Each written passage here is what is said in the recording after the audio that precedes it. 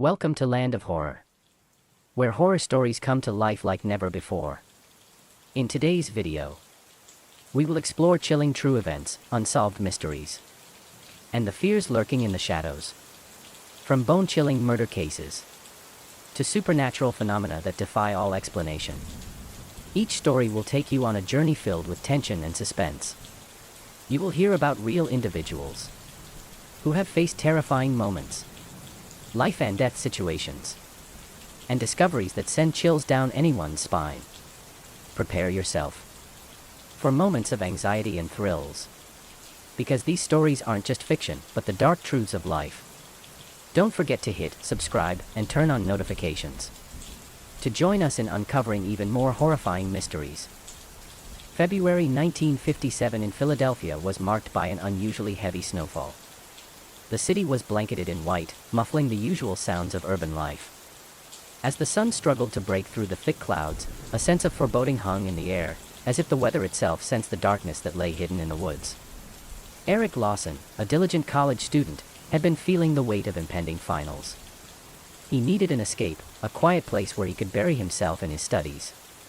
One fateful morning, he decided to venture into the nearby woods, seeking solitude amidst the snow-laden trees. He wrapped himself in a thick coat, pulling a knitted scarf around his neck, and set off with a notebook and pencil in hand. The world outside was beautiful yet eerie, with the stark contrast of the white snow against the gnarled branches. As Eric wandered deeper into the woods, the air grew colder, the crunch of snow underfoot becoming a rhythmic melody. Each step took him farther from the noise of the city, deeper into a silence that felt almost palpable. After walking for about half an hour, Eric stumbled upon a small clearing. The sight was breathtaking. Snowflakes fell gently from the trees, creating a serene atmosphere. He settled himself on a fallen log, opened his notebook, and began to write. The tranquil moment, however, was short-lived. As he sat there, a strange feeling crept over him. The silence was too thick, almost suffocating.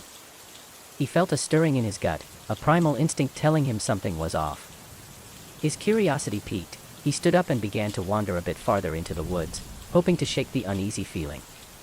After walking a few more minutes, he noticed a large cardboard box partially hidden beneath a tangle of underbrush. It looked out of place, abandoned and forlorn against the backdrop of the pristine snow.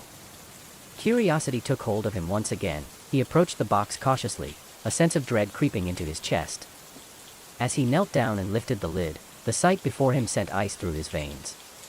Inside the box lay the small, lifeless body of a young boy, his features bruised and battered. Eric gasped, stumbling back as a wave of nausea hit him.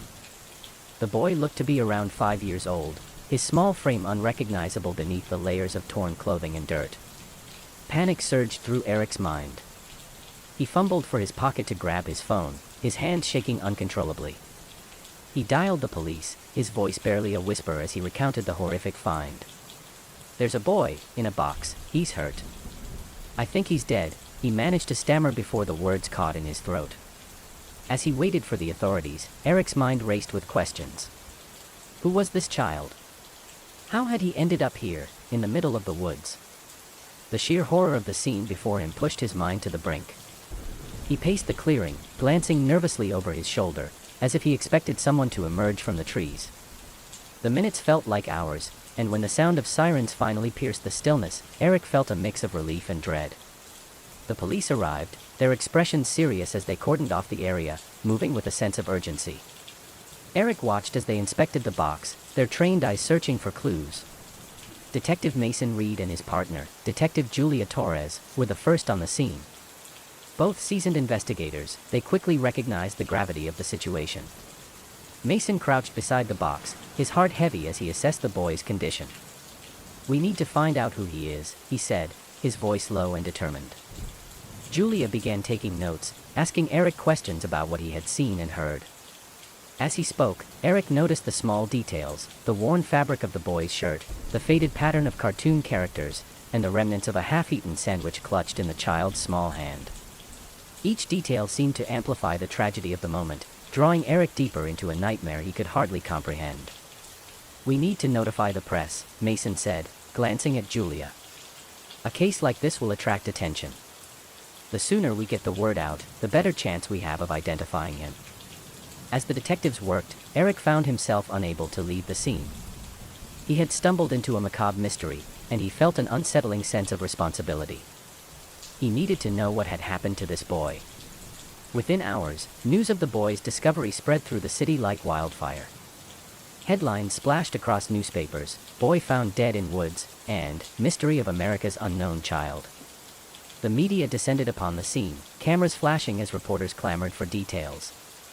The boy's story resonated with the public, igniting outrage and sorrow. People took to the streets, holding vigils, lighting candles in memory of the child they never knew.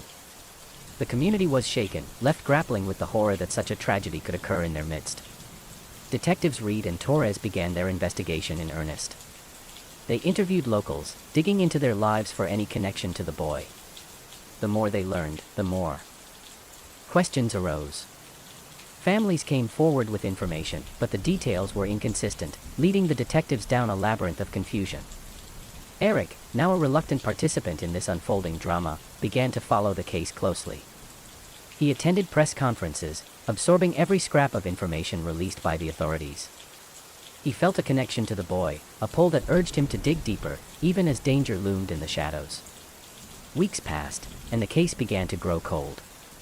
Despite the media frenzy, the boy remained unidentified, and leads dwindled. The community's anger turned to frustration, and whispers of conspiracy and cover-ups began to surface. Some speculated that the police were hiding information, while others pointed fingers at the families who had come forward, questioning their motives. It was during this tumultuous time that Eric received an unexpected phone call from a woman named Martha. Her voice trembled as she spoke, claiming she had information about the boy. Eric's heart raced at the prospect of new leads. He arranged to meet her at a diner on the outskirts of town, feeling a mix of excitement and trepidation. When he met Martha, her appearance startled him. She looked disheveled, her eyes wild with fear and desperation. "You don't understand," she said, her voice barely a whisper. "I know who he is. I know what happened to him." Martha's story was disjointed, filled with erratic statements that raised red flags in Eric's mind.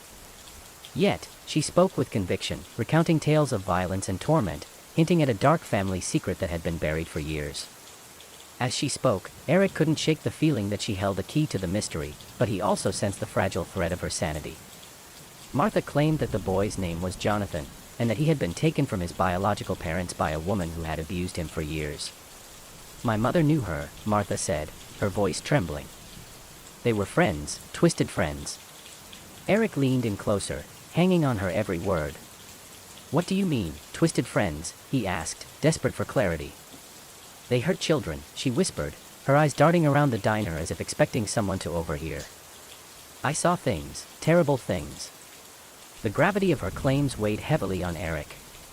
If what Martha said was true, then the boy's tragic fate was part of a much larger, more horrific narrative. But the more Martha spoke, the more uncertain he became. Her erratic behavior raised doubts about her reliability, but there was an undercurrent of truth in her words that he couldn't ignore. Determined to uncover the truth, Eric began his own investigation, following leads that traced back to Martha's claims. He delved into local records, uncovering a dark history of abuse and violence that had plagued certain families in the area. The deeper he dug, the more he began to connect the dots, revealing a tangled web of secrets that had long been buried. With each new piece of information, the picture grew clearer, but it also became more disturbing. Eric learned of other children who had gone missing, their stories echoing Jonathan's tragic fate. The fear that gripped the community tightened its hold as whispers of an unseen predator filled the air.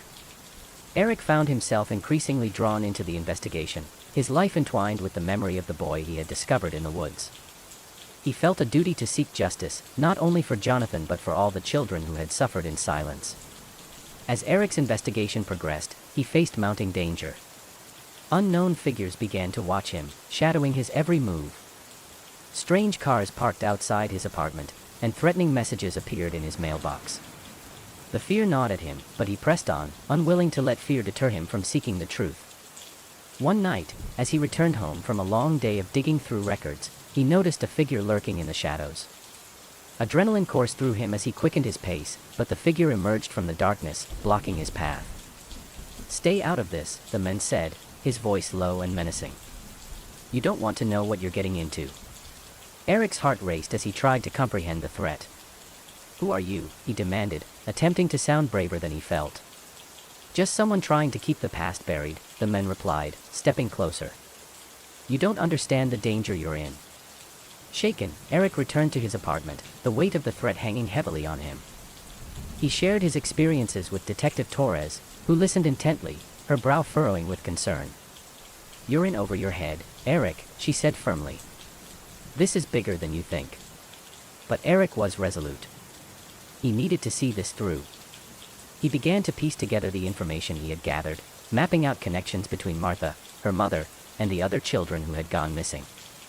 The more he learned, the more he realized the fragility of the thread that held everything together.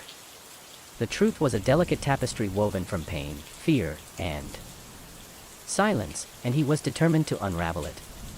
With renewed vigor, Eric approached Martha again, hoping for more clarity. They met in a secluded park, the atmosphere thick with tension.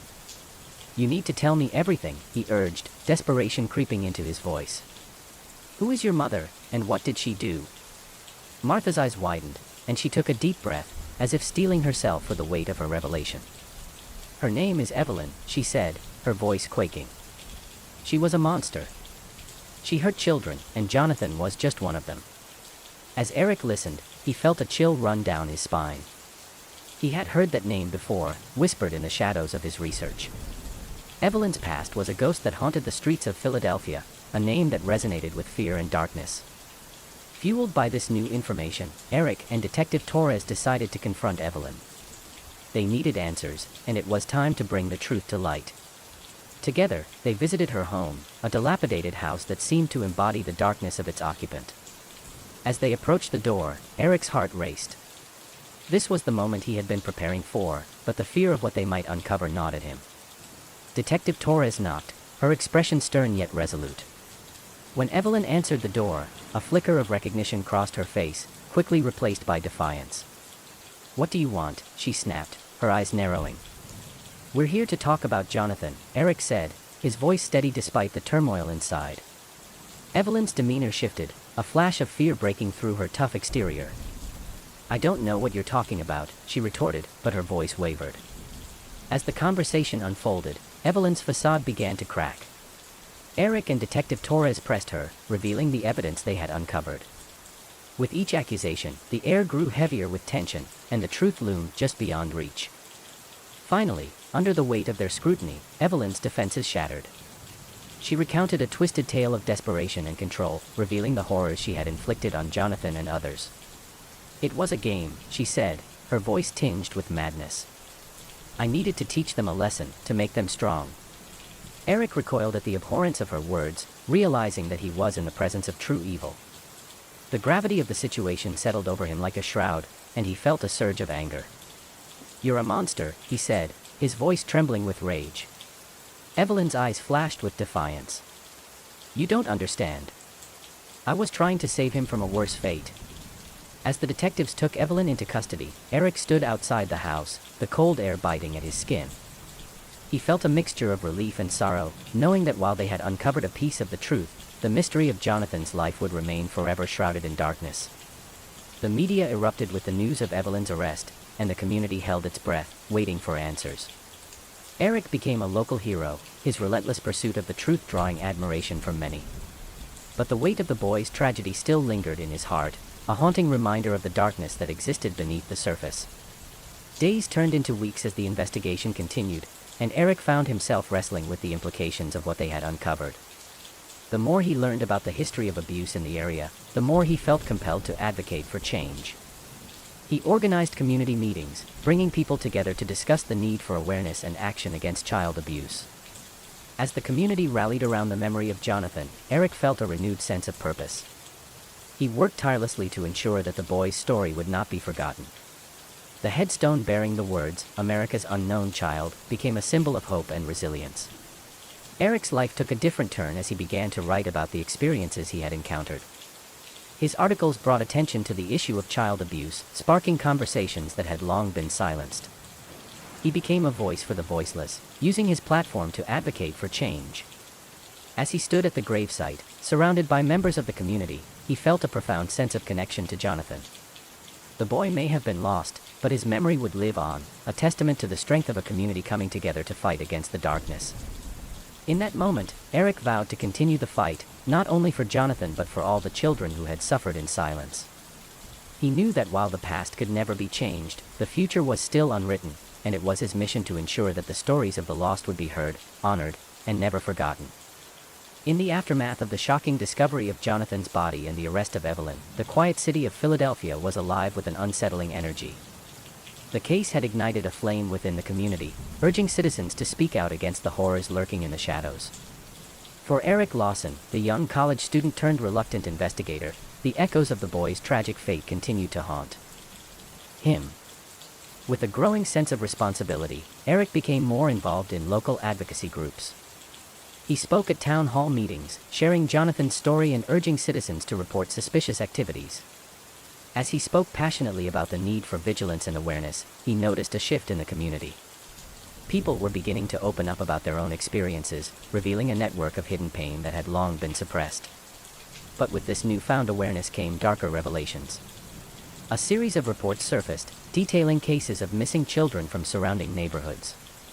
Each story echoed Jonathan's: families torn apart, lives forever changed by the cruelty of abuse. As Eric listened to the accounts, a chilling realization dawned upon him. Jonathan's death was not an isolated incident but part of a larger, more disturbing pattern. Eric found himself poring over case files and police reports late into the night, the weight of the stories pressing down on him. He became determined to uncover the truth behind the missing children, believing that each case held a piece of the puzzle that could lead to justice. He began to connect with families who had lost children, each conversation adding depth to the heartbreaking narrative. One afternoon, he met with Laura, a mother whose daughter had gone missing nearly a decade prior. As they sat across from each other in a dimly lit cafe, Laura's eyes were filled with unshed tears, her voice trembling with pain. "I keep hoping every day that she'll come back," she said, clutching a faded photograph of her daughter. "I'm so sorry," Eric said, feeling the weight of her grief. "I want to help. I want to find out what happened to her." Laura nodded, her gaze piercing through him. "They say the past is buried, but it's not. It's alive, Eric. It keeps coming back." Eric was struck by her words. The past had a way of resurfacing, and he felt an urgent need to dig deeper into the cases of the missing children.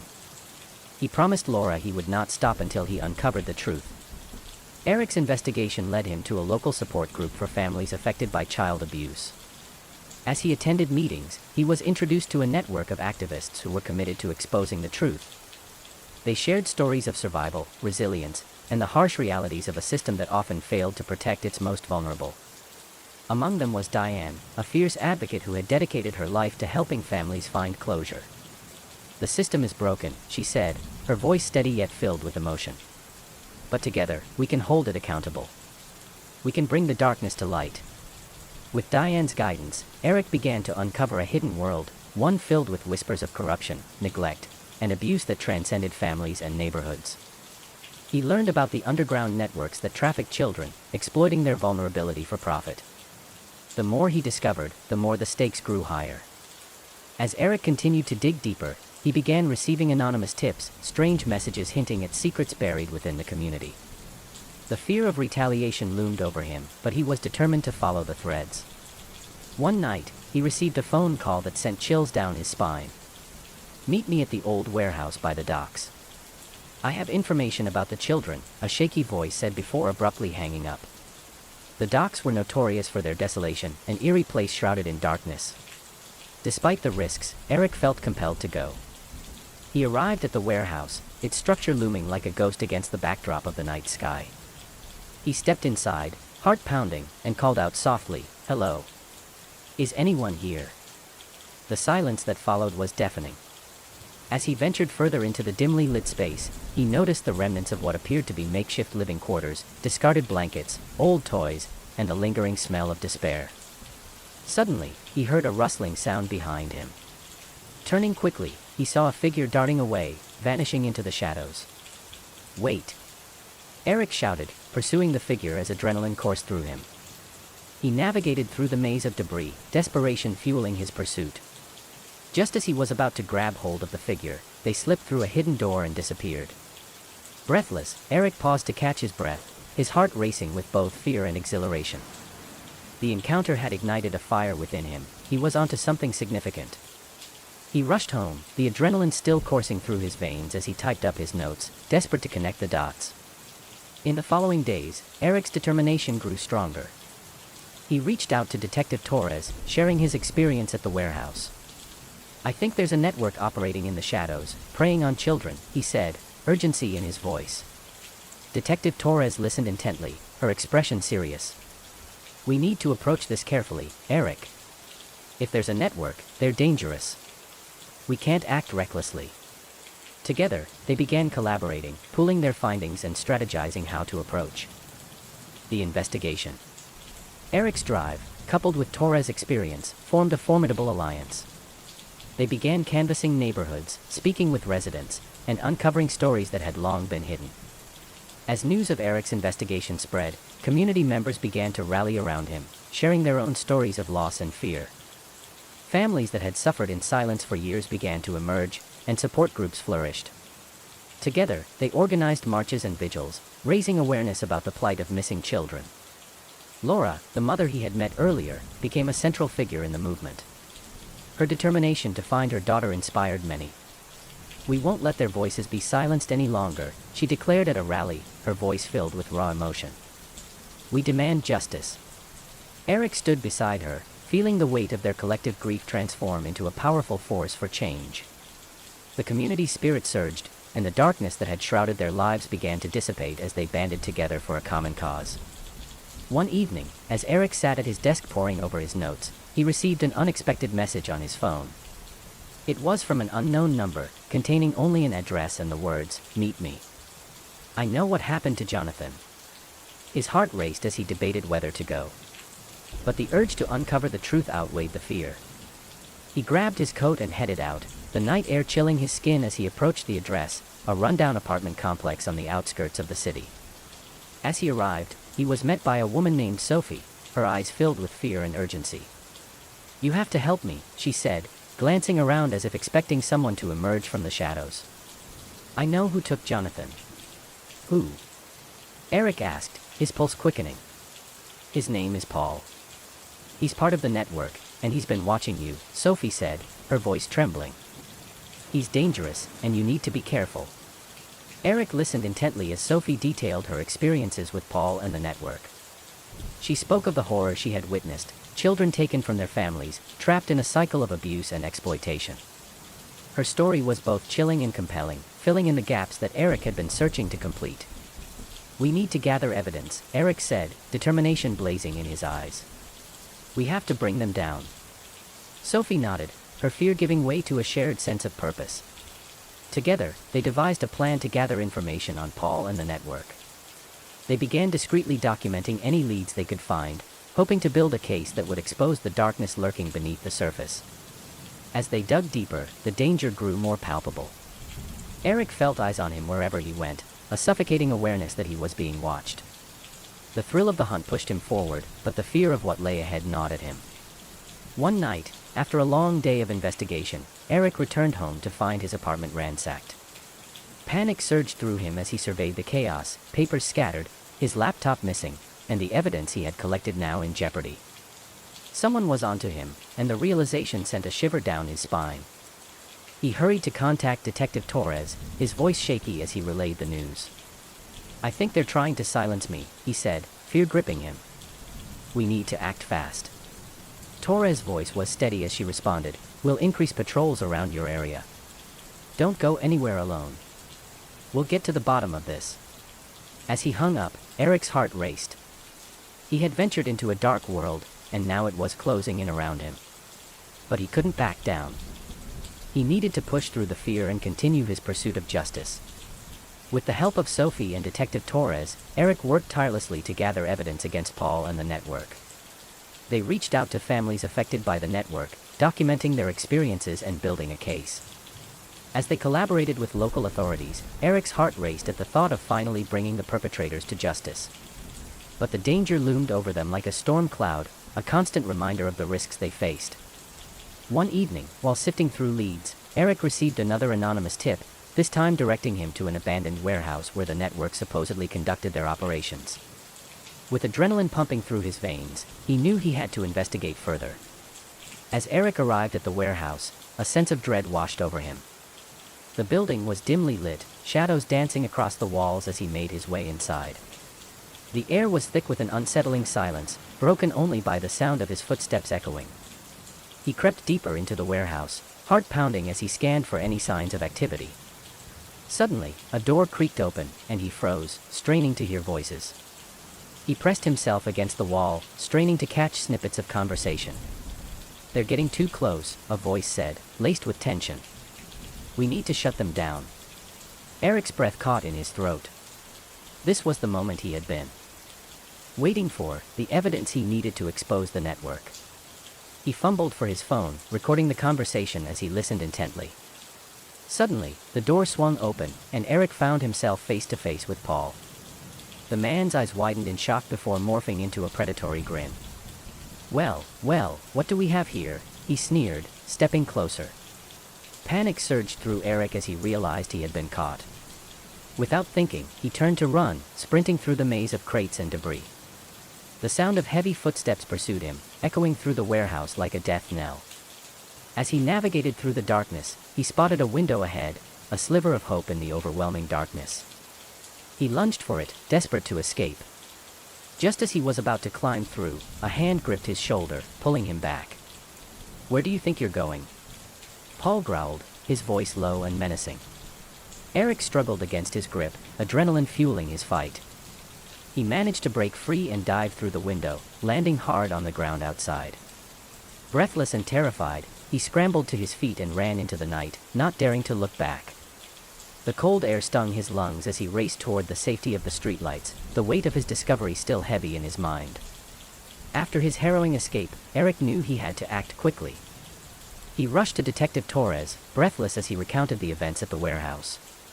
"I have evidence, voices, names. We can take them down," he exclaimed.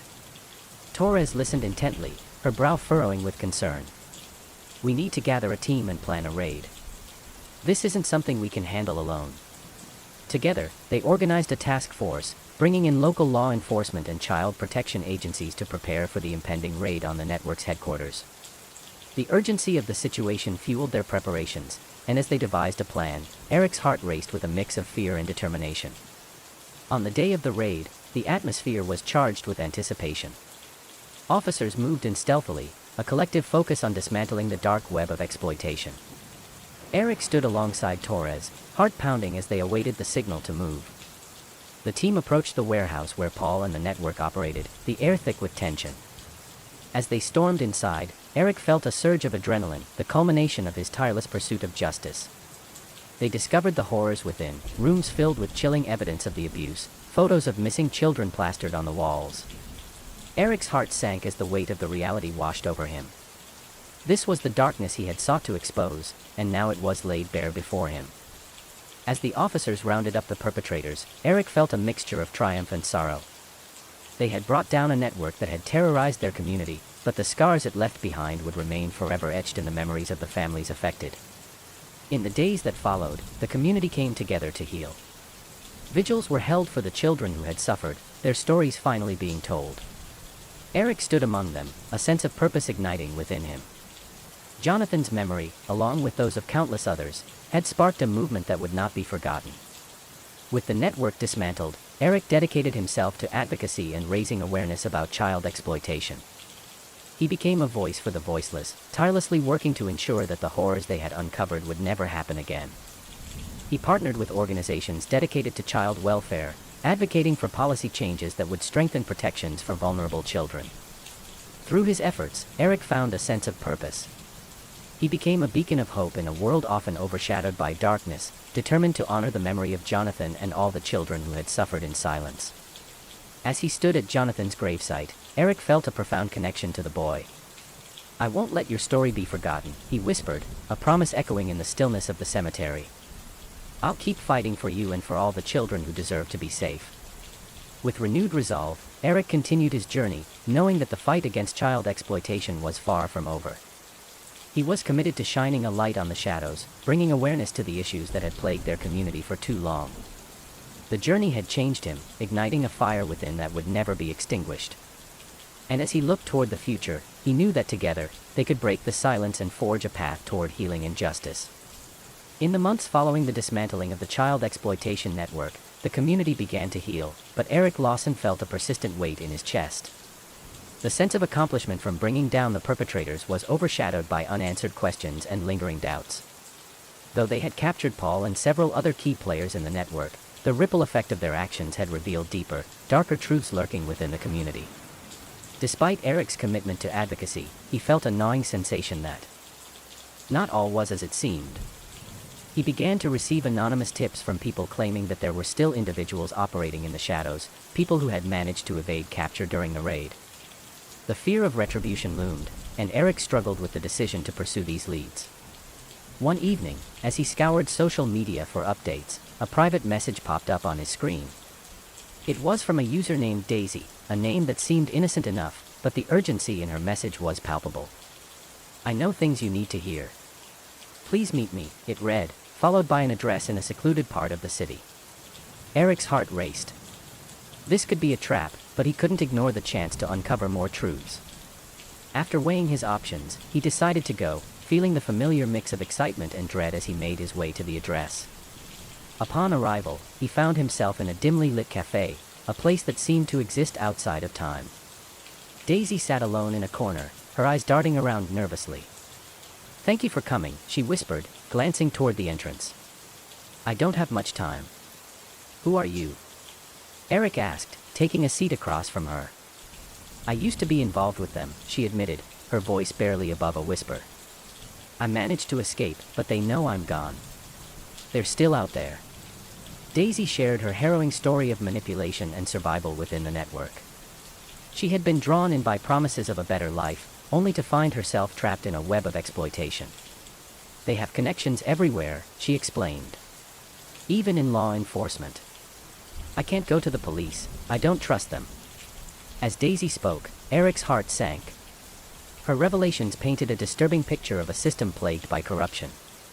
"What do you know about the missing children?" he pressed, eager for answers. "There are still kids out there," Daisy replied, her eyes filled with tears. "They're hidden away in safe houses, waiting for someone to rescue them. You have to help me find them." With Daisy's information, Eric began to uncover a hidden network of safe houses scattered across the city. These locations served as temporary shelters for the victims, places where they were kept until they could be moved again. The deeper he dug, the more he realized that the network had roots extending beyond the local community, entwined with larger, more sinister operations. He contacted Detective Torres, who was skeptical but willing to listen. "We need concrete evidence," she urged. "This is a dangerous game we're playing." Determined to uncover the truth, Eric and Daisy began a covert operation, gathering information about the safe houses. They used disguises, navigating through the city's underbelly, collecting snippets of conversation and hidden details. But the further they ventured into this world, the more perilous their journey became. One night, as they staked out a suspected safe house, Eric's phone buzzed with an incoming call from an unknown number. "I have information about the children," a raspy voice said before abruptly hanging up. Heart pounding, he felt an urgency to trace the call. The next day, he and Daisy tracked down the number, leading them to a rundown apartment complex on the edge of town. As they approached, Eric's instinct screamed that they were being watched. The air felt heavy with tension, and he couldn't shake the feeling that danger lurked nearby. When they entered the building, they found an older man named Frank, who had been living in the shadows since the network had been exposed. He claimed to have seen the children being moved through the city and had valuable information about their whereabouts. "I'll tell you everything, but you need to promise me you won't involve the police," he insisted, his hands trembling. Eric and Daisy listened intently as Frank revealed a web of connections that extended beyond the initial network they had dismantled. He spoke of powerful individuals, businessmen, politicians, who were complicit in the exploitation of children. The more they learned, the more they realized how deep the corruption ran. "We have to get this information out," Eric said, his determination growing stronger. "If we can expose these people, we can save the children." But Frank's fear was palpable. "They'll kill you if they find out," he warned, his eyes wide with terror. You don't understand how ruthless they are. Eric knew he was playing with fire, but he couldn't turn back now. With Frank's information in hand, they devised a plan to gather evidence and prepare for the next step in their pursuit of justice. As the days passed, Eric felt a growing sense of urgency. The walls felt like they were closing in on him. He and Daisy worked tirelessly, documenting everything they learned and connecting the dots between the safe houses and the powerful individuals involved in the network. With each revelation, they became increasingly aware of the risks. Eric felt eyes watching him as he moved through the city, and the sense of paranoia began to gnaw at his mind. He shared his fears with Daisy, who reassured him. "We're doing this for the kids. We can't give up now." But as they continued their investigation, they began receiving threatening messages, warning them to stop digging. "This is bigger than you realize," one ominous text read. "Walk away before it's too late." Despite the threats, Eric pressed on, determined to bring the truth to light. But the pressure mounted, and he felt the weight of the world on his shoulders. One evening, as he was reviewing his notes, he heard a knock at his door. Heart racing, he peered through the peephole to find Detective Torres standing there. "Eric, we need to talk," she said urgently, her expression grave. "There's been a development." Inside, Torres revealed that several officers had been compromised, feeding information to the network. "We have to act fast," she urged. "If they find out what we're onto, we could all be in danger." Eric felt a chill run down his spine. "What do we do now?" he asked, his voice barely above a whisper. "We need to get the evidence into the hands of someone who can protect it," Torres replied. "But we have to be careful." Determined to take action, Eric, Daisy, and Torres devised a plan to expose the network once and for all. They arranged to meet with a trusted journalist, Mia, who had a reputation for exposing corruption. Mia was well known in the city for her fearless reporting, and they hoped she could help them shine a light on the dark underbelly of child exploitation. On the day of their meeting, Eric felt a mix of excitement and dread. As they entered the small, dimly lit cafe, Mia greeted them with a warm smile. "I've heard whispers about what's happening in this city," she said, her eyes sharp and focused. "I'm here to help." They shared their findings, revealing the intricate web of connections between the network and powerful figures in the city. As they laid out the evidence, Mia's expression grew serious. "This is explosive," she said. "But you need to be careful. If they find out I'm involved, it could put all of us at risk." With Mia on their side, Eric felt a renewed sense of hope. They spent the next few weeks compiling evidence, coordinating interviews with victims, and gathering testimonies from families affected by the network. Every new piece of information brought them closer to exposing the truth. But just when it seemed they were making progress, tragedy struck. One evening, Eric received a frantic call from Daisy. "Frank's dead," she said, her voice trembling. "They killed him." The news shattered Eric. Frank had been their source, a crucial link in their investigation. "What happened?" Eric asked, panic rising in his chest. "I don't know," Daisy replied. "But I think they found out he was talking to us. We need to be careful." The death of Frank marked a turning point for Eric. The stakes had never been higher, and he felt a profound sense of responsibility for those still caught in the web of exploitation. Determined to continue the fight, he pressed on, but the fear of what lay ahead gnawed at him. As the deadline for the story's publication approached, Eric struggled with sleepless nights, constantly weighing the risks against the need for justice. The threats became more frequent, and he could sense the walls closing in. In a moment of desperation, Eric decided to confront Paul, now incarcerated but still a pivotal figure in the network. "I want answers," he demanded, standing before the men behind bars. "Where are the children? Who else is involved?" Paul laughed, a cruel, mocking sound. "You think you can save them? You have no idea how deep this goes," he sneered, eyes glinting with malice. "You're playing a dangerous game." With Paul's taunts echoing in his mind, Eric knew they had to act. The following day, he and Torres devised a plan to gather evidence directly from the safe houses. They couldn't wait any longer, they had to find the children before it was too late. With Mia's help, they mobilized a small team of journalists and activists, coordinating a raid on several known locations. Eric felt a mix of hope and fear as they prepared for what could be a life-or-death mission. As night fell, they set out, adrenaline coursing through their veins. Each stop brought them closer to uncovering the truth. But as they approached the last location on their list, an overwhelming sense of dread settled in Eric's gut. Inside the safe house, Eric and the team found evidence of the atrocities that had been committed, a chilling reminder of the darkness they were fighting against. They discovered a room filled with photos of missing children, their faces staring back at them like ghosts pleading for justice. Suddenly, they heard muffled cries from a nearby room. Heart racing, Eric led the charge, pushing open the door to reveal a group of terrified children, their eyes wide with fear. "We're here to help," he shouted, his voice breaking. The children rushed toward them, and in that moment, Eric felt a wave of relief wash over him. They had found the missing children, but the fight was far from over. As they guided the children out of the house, a commotion erupted outside. They were not alone. As Eric and the team made their escape, they were met by a group of menacing figures emerging from the shadows. "You shouldn't have come here," one of them growled, brandishing a weapon. Panic surged through Eric as they realized they were surrounded. The air crackled with tension, and he knew they had to act fast. "Get the kids to safety," he yelled, pushing them toward the exit while facing the threats.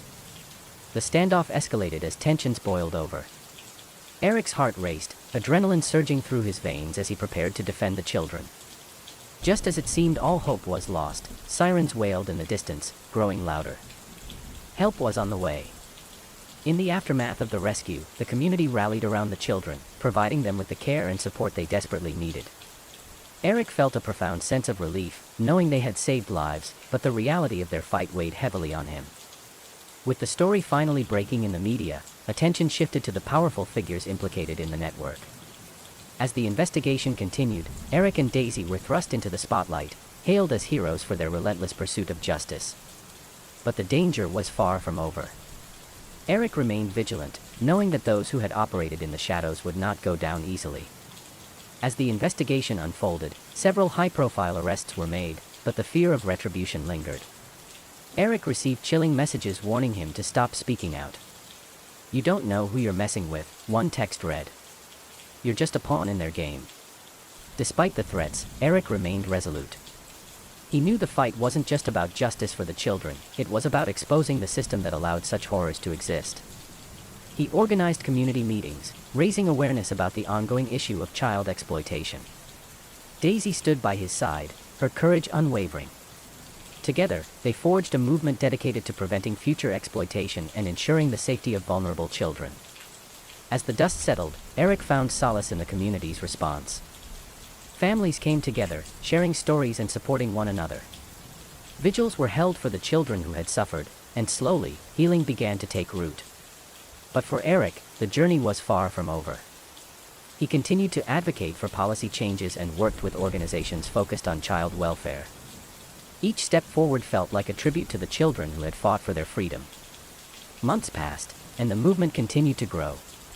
Eric felt a renewed sense of purpose, knowing they were making a difference. But as he prepared for a major conference to discuss child exploitation, the shadows of the past loomed large. On the night of the conference, as he stood before a crowd of advocates and community members, Eric felt a rush of emotions. This was a chance to bring the issue to the forefront, to ensure that their fight would not be forgotten. "Together, we can break the silence," he declared, his voice steady. "We must be the voice for those who cannot speak for themselves." The audience erupted in applause, but Eric couldn't shake the feeling that danger still lurked. As the conference came to a close, he felt a sense of unease, knowing that the fight against exploitation was far from over. In the weeks following the conference, Eric continued to receive threatening messages. They had not forgotten him, the network was still active, and they would stop at nothing to silence him. But he refused to back down. He gathered his team, determined to continue their work. "We won't let them win," he said, his voice firm. "We owe it to the children to keep fighting." With renewed determination, they prepared to expose the remaining members of the network. Each step felt perilous, but they were fueled by the hope of a brighter future. As Eric stood at Jonathan's grave once more, he felt a sense of peace wash over him. "I'll keep fighting for you," he whispered. "Your story will not be forgotten." With the community rallying behind him, Eric knew they were on the brink of change. Together, they would shine a light on the darkness, breaking the silence and ensuring that no child would ever suffer in silence again. In the months following the conference, Eric Lawson had dedicated himself fully to advocacy, tirelessly working with survivors and families affected by child exploitation. Each day brought new challenges, but with the community's support, he felt a sense of purpose and hope. Yet, the messages continued to arrive, ominous reminders that the darkness had not been vanquished. One crisp autumn morning, Eric received a call from Detective Torres. "We need to talk." "It's about Paul," she said, urgency lacing her tone. The news unsettled him, and he agreed to meet at a nearby cafe. As he arrived, he noticed the tension in Torres's eyes. "Paul's trial is coming up, and I've heard whispers that he's trying to influence witnesses," she explained. "He has connections on the outside, and I'm concerned about their safety." "Do we know who he's targeting?" Eric asked, a knot tightening in his stomach. "Anyone who could testify against him," Torres replied. "We need to keep a close eye on them." As the days passed, Eric's unease grew. He began to receive reports from his network about strange occurrences, disappearances of key witnesses, and alarming threats directed at them. One evening, as he sat at his kitchen table reviewing notes, a knock at the door startled him. Cautiously, he approached, peering through the peephole. A young girl stood on his doorstep, shivering and wide-eyed. "Please, can I come in?" she pleaded, her voice trembling. Without hesitation, Eric opened the door. "What's wrong?" he asked, taking in her disheveled appearance. "They're looking for me," she whispered. "I ran away. I heard them talking about me." The girl introduced herself as Megan, a survivor who had managed to escape from one of the safe houses. She recounted her harrowing experience and the close calls that had led her to Eric's doorstep. "They know I saw things. They'll come for me," she insisted, fear evident in her eyes. Eric's heart ached for Megan. "You're safe here," he promised, determined to protect her.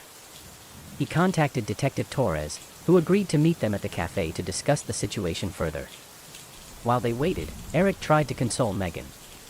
"You're brave for coming here. We're going to help you," he assured her.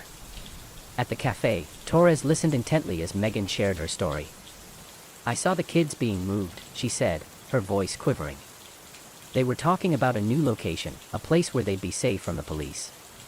"This could be crucial," Torres said, glancing at Eric.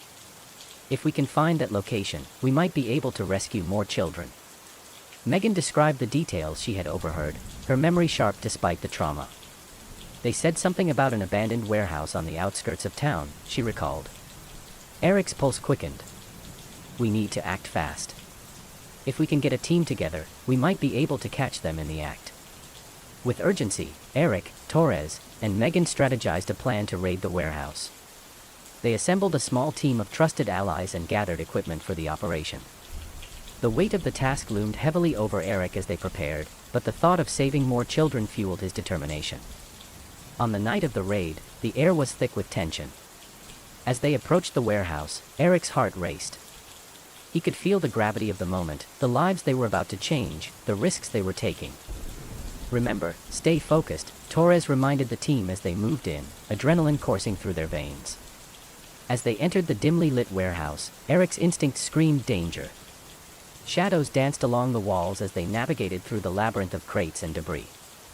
They could hear muffled voices ahead, and as they drew closer, Eric felt the familiar knot of anxiety in his stomach. Suddenly, the team stumbled upon a group of men standing around a table, discussing the transfer of children. "We have to move them tonight," one man said, his voice low and conspiratorial. "If we wait, the cops will find us."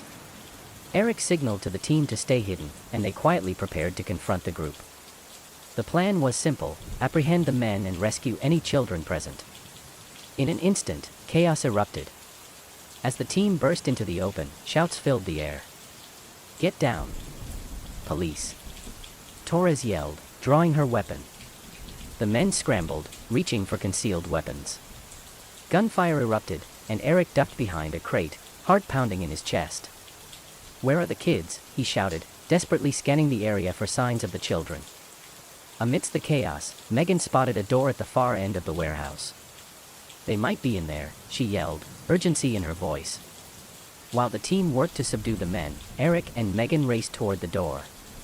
The sound of gunfire echoed behind them, but they pressed on, adrenaline fueling their determination. As they pushed through the door, they found themselves in a darkened room filled with crates. In the corner, several frightened children huddled together.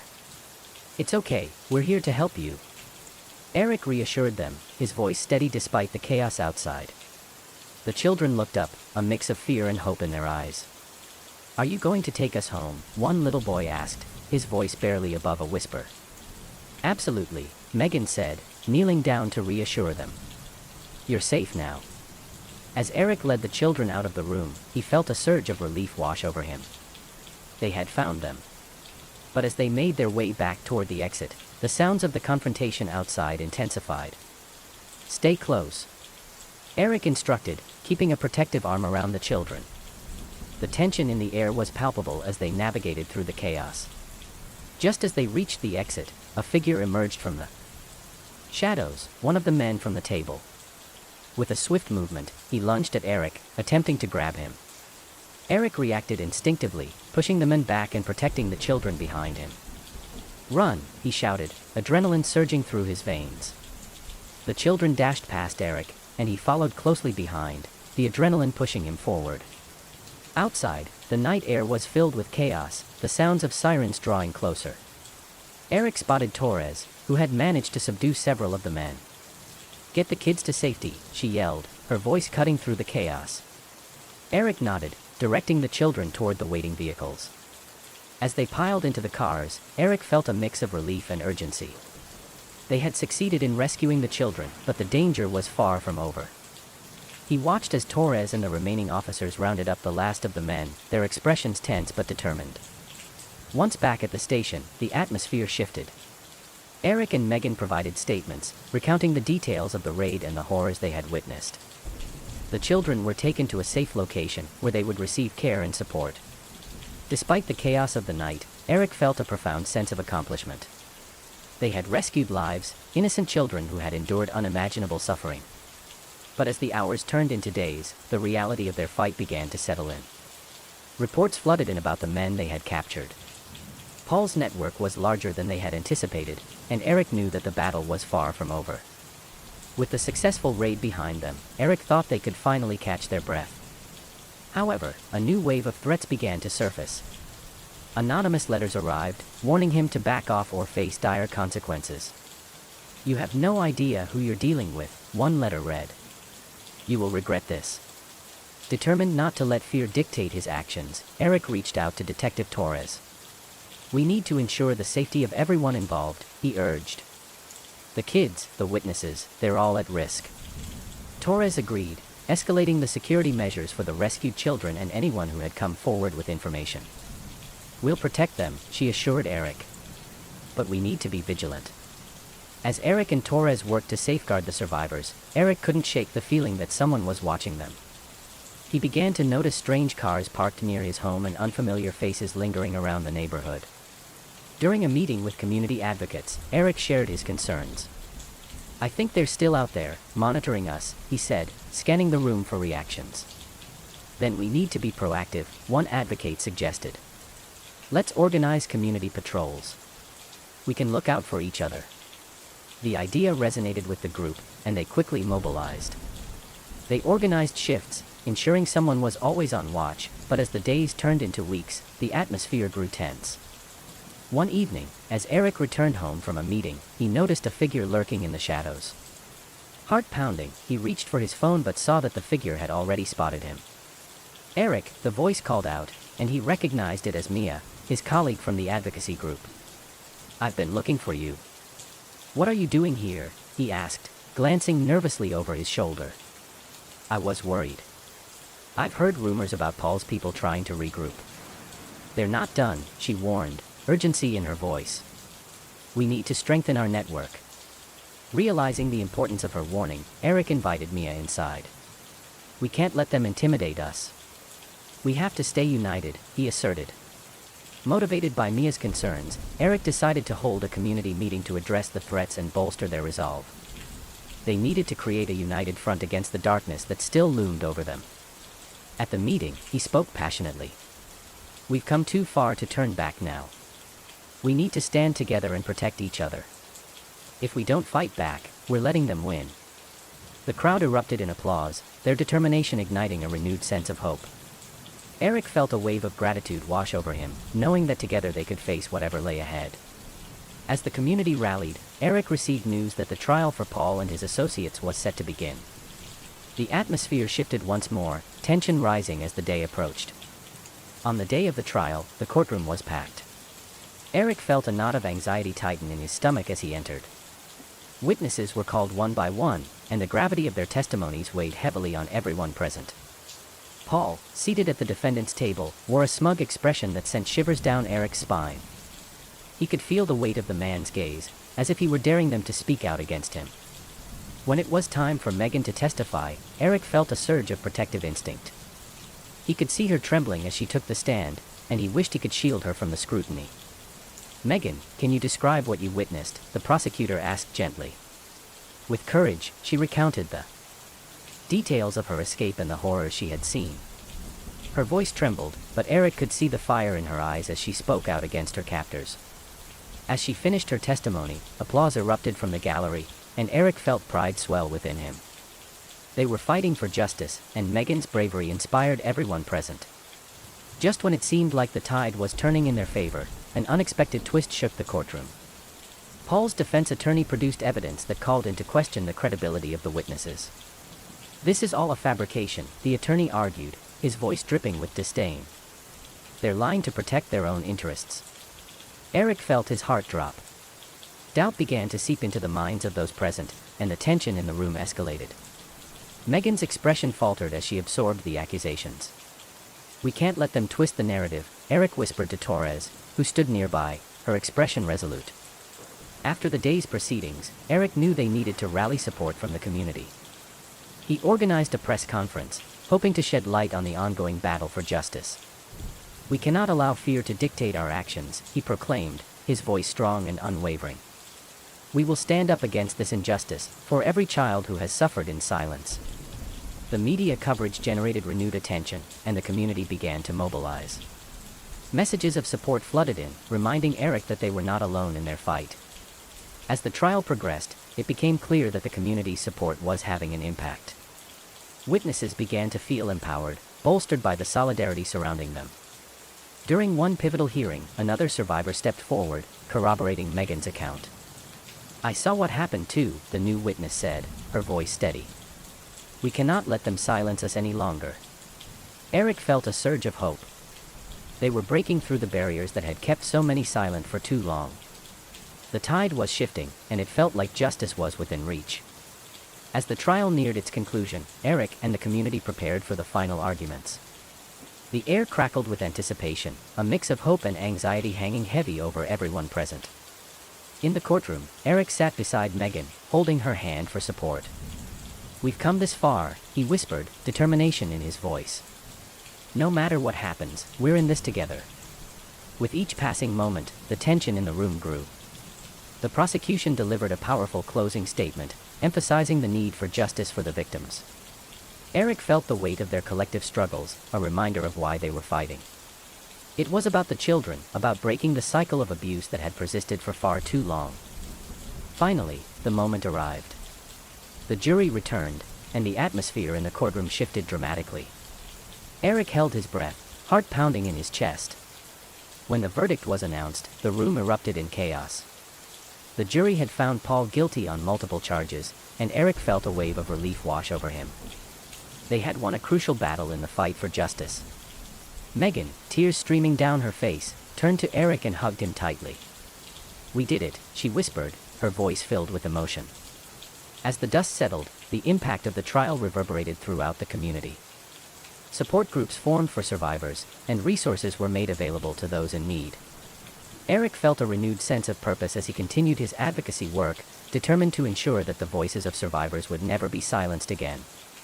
In the months that followed, he worked tirelessly to promote awareness and prevention efforts, partnering with local organizations to address the root causes of exploitation.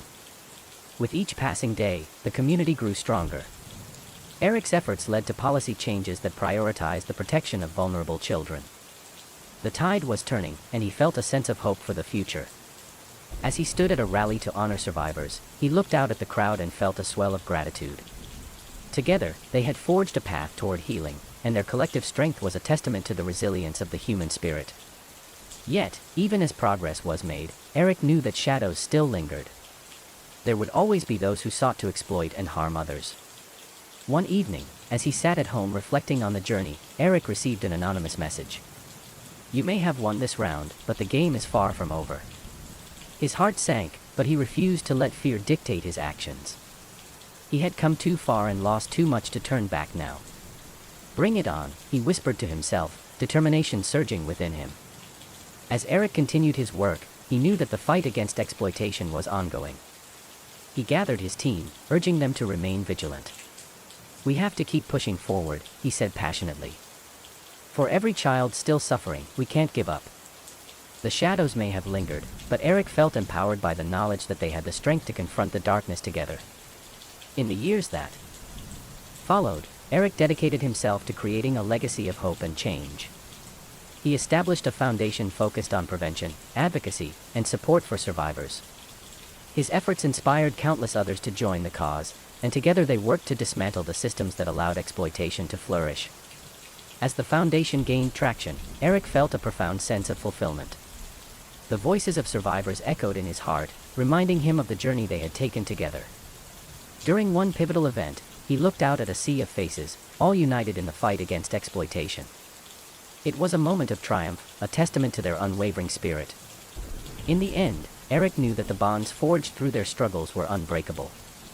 They had become a family, united in their mission to protect the most vulnerable among them. As he prepared for a new initiative aimed at empowering survivors, Eric felt a renewed sense of purpose. They were changing lives, one step at a time. With each passing day, hope flourished. The scars of the past remained, but they served as a reminder of the resilience that lay within. Eric stood on the cusp of a new dawn, ready to face whatever challenges lay ahead. Together, they would continue to shine a light in the darkness, ensuring that no child would ever have to suffer in silence again. Months had passed since Eric's fight for justice had begun, yet the echoes of their struggle still haunted him. He often found himself replaying the courtroom scenes in his mind, the testimonies, the witnesses, and the eventual victory. Yet, the shadows of the past refused to fade, lingering like a fog that obscured the light ahead. As he sat at his desk one evening, poring over case files for the foundation, he felt a familiar anxiety creeping in. The voices of survivors often haunted him in quiet moments, reminding him of the responsibility he carried. He looked at the photographs of children, their smiles capturing a fleeting innocence that had been stolen from them. One late evening, while preparing for an upcoming seminar, Eric received a phone call that would shake him to his core. It was Mia, her voice trembling with urgency. "Eric, you need to listen to me," she said, her tone grave. "I've been doing some digging, and I think I've uncovered something about Paul's associates. They're planning something." "What do you mean?" Eric asked, his heart racing. "They're regrouping. I have a source who heard them talking about retaliation against the community, against us." "Retaliation? That's not possible." "We've already won," he replied, disbelief flooding his mind. "It doesn't matter. They're angry, and angry people do reckless things. We need to be prepared." After hanging up, Eric's resolve hardened. They couldn't afford to be complacent. He called an emergency meeting with the community, gathering everyone in a small hall that had become a hub for their fight against exploitation. As they took their seats, Eric addressed the crowd. "We've come a long way, but the fight isn't over. We've received information that those who tried to silence us are still a threat. We need to be vigilant." Murmurs of concern filled the room. He could see the fear in their eyes, but he also noticed something else, determination. "We're stronger together," he continued, his voice rising above the crowd. "We cannot let fear win. We need to stand united and ready to protect each other." That night, Eric couldn't shake the feeling of dread that settled in his stomach. It felt as if a storm was brewing on the horizon, the calm before chaos erupted. He received a text message from an unknown number, sending chills down his spine. "You think you've won? We're just getting started." Eric's heart raced as he shared the message with Mia and Torres. "This isn't just a threat. They're making it personal." Torres's expression darkened. "We need to contact the authorities. They can't let this go unchecked." Eric nodded, but part of him felt that the police wouldn't fully grasp the intensity of the situation. They had been dismissive before, and he couldn't risk their safety. Determined to gather more evidence, Eric decided to conduct his own investigation. He reached out to Megan and other survivors, encouraging them to share any details they could remember. They gathered at the Foundation's office, sharing stories that sent shivers down Eric's spine. After everything that happened, it feels like they're still out there, lurking, Megan confessed, her voice barely above a whisper. I can't shake the feeling that they'll come after us again. As they pieced together memories, Eric began to see a pattern.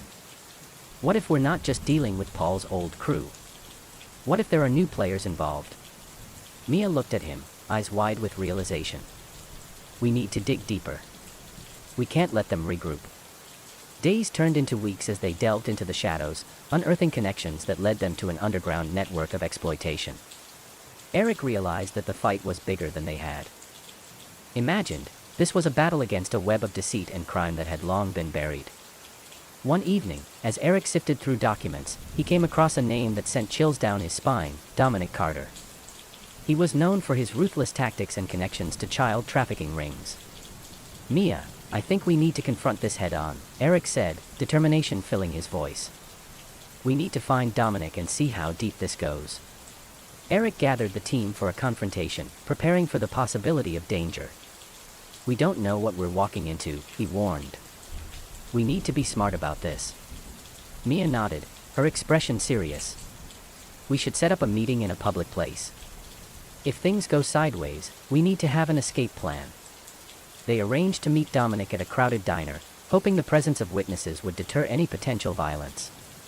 As they waited, Eric felt the weight of apprehension settle over him.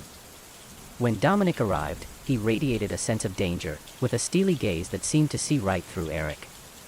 You're brave, coming here, he said, a smirk playing on his lips. But foolish.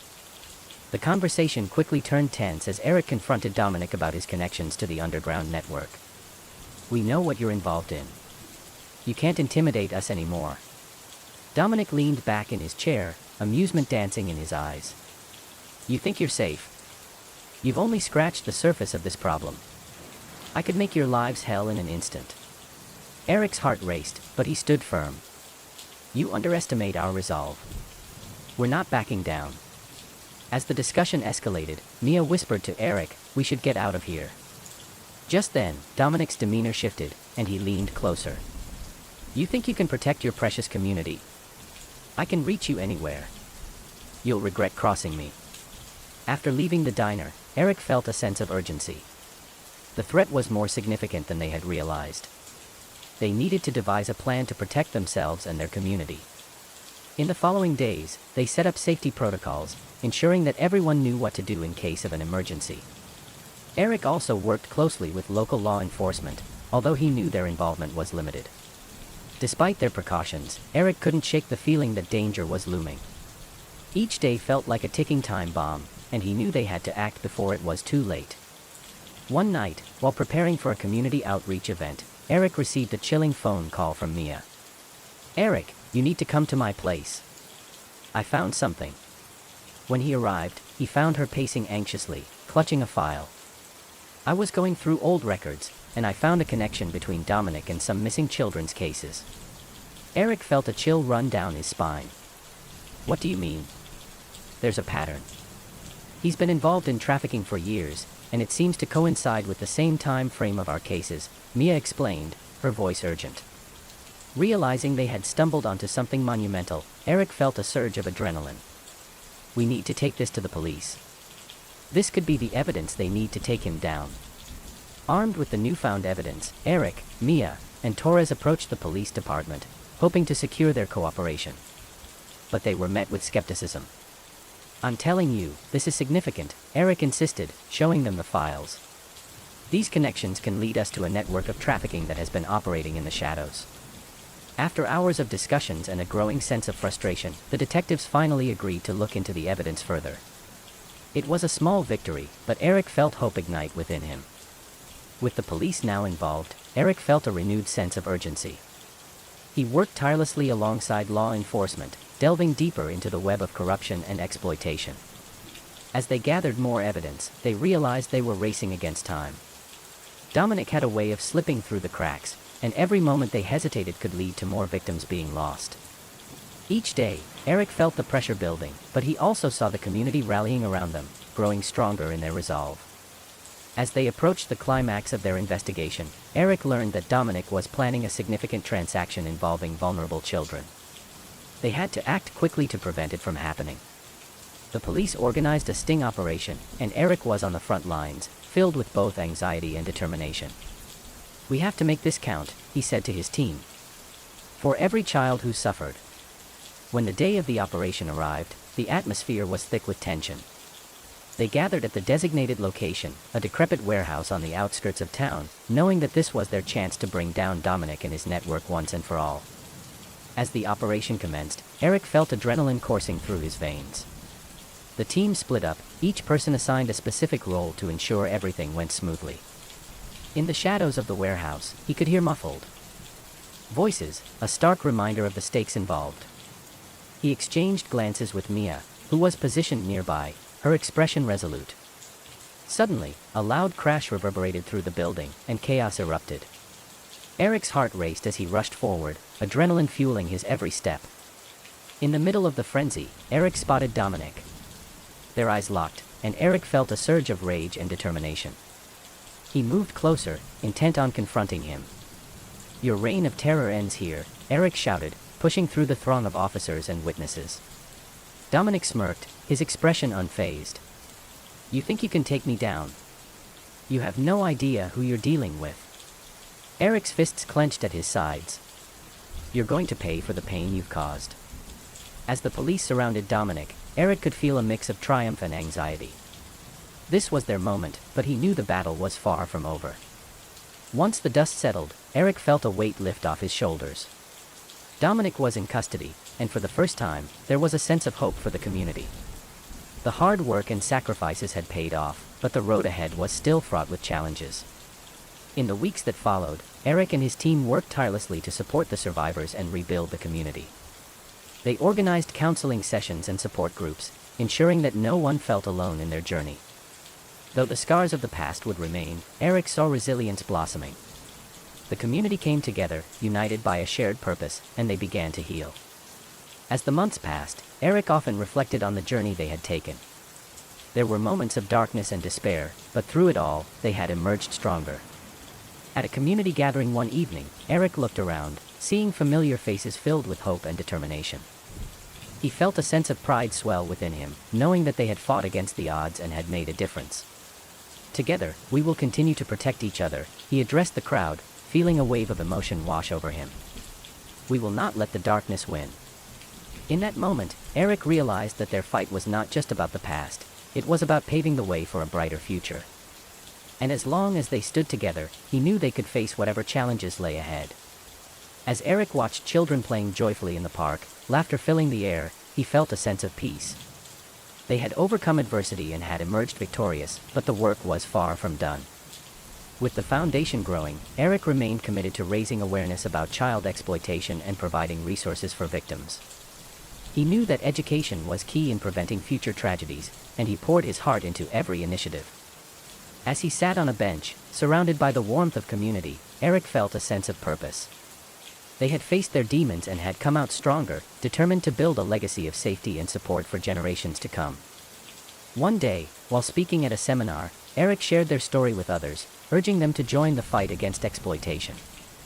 He spoke passionately about the importance of community involvement and education, knowing that their experiences could inspire others to take action. With each voice that joined their cause, Eric felt the impact ripple outwards. The fight was no longer just about them, it was a movement to protect the innocent and ensure that no child would have to suffer in silence again. As the sun set on another day, casting a warm glow over the community, Eric felt a sense of hope for the future. They had taken a stand against darkness and had created a light that would guide others towards safety and healing. With determination in his heart, Eric knew that they would continue to face challenges ahead, but he was confident that together, they could overcome anything. The journey was long, but their story was just beginning.